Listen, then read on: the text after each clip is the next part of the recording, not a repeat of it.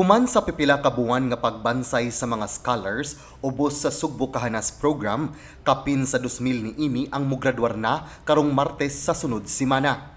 Mao kini ang gipahibaw ni TESDA Regional Director Floro Rinca ngadto kang Gobernador Gwen Garcia.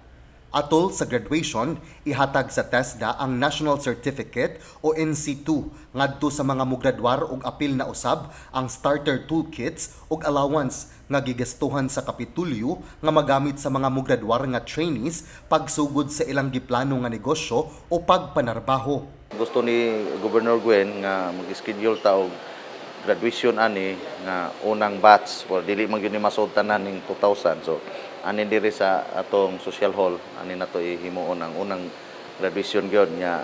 During sa graduation atong ihatag na ang ilang mga starter toolkits, ang ilang mga allowance o katong ilang mga certificates.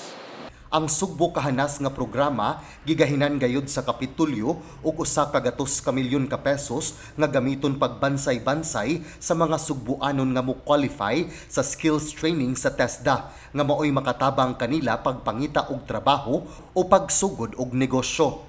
Ang maong kantidad iapod-apod matag board member nga maoy mo facilitate sa mga scholars gikan sa ilang mga distrito. 5 milyones ka pesos matag board member o 15 milyones alang sa buhatan sa vice-gobernador. Kapin sa 4,329 na ka slots ang giaprobahan ubos sa Sugbo Kahanas. Diin 3,204 niini ang na-enroll sa first tranche ug aduna pay nahabilin nga mga slots nga kapin sa 1,000 ang nag-ung-ung pa ang aplikasyon.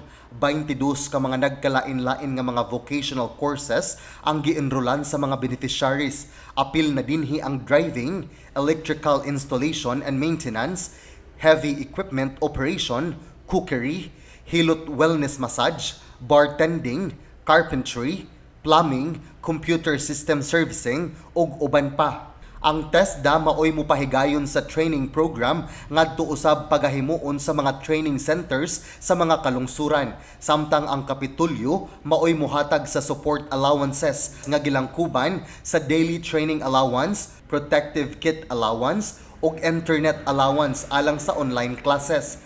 Ang Kapitulyo usab maoy mopalit sa toolkits nga iapod-apod sa mga beneficiaries nga ilang magamit ighuman sa ilang graduation sama sa oven, welding kits ug uban pa. Sa iyang bahin, gipasalig ni Gobernador Gwen Garcia nga mugahin og laing 100 milyon ka pesos aron ipatuman ang ikaduhang hugna sa Sugbo Kahanas program. John Granada, Balita sa Sugbo.